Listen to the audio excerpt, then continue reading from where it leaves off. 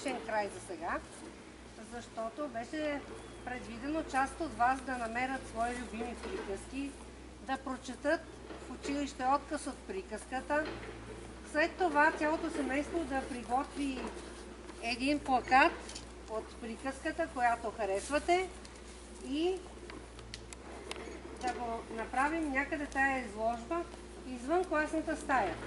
С това вече нашия проект е реализиран, но има хора, които не сме ги чули да ни прочетат отказ от приказката или да ни разкажат, да ни кажат коя е тяхната любима приказка. На 15 септември ние чухме Никол, Сичето, Сашето, Ивана. Тогава чухме кой още? Стоян ни разказа, Ивето, но някои други трябва да ни разкажат сега какво показват техните плакати и коя е любимата приказка на тяхното семейство. Да припомним, плаката на Никол е за момичето, което... Какво правеше? Когато плаче, как беше заглавието? Момичето с сълзи от бисери. Саша, твоята приказка коя беше тебе? И червената шапчица. Стояне, твоята приказка коя беше?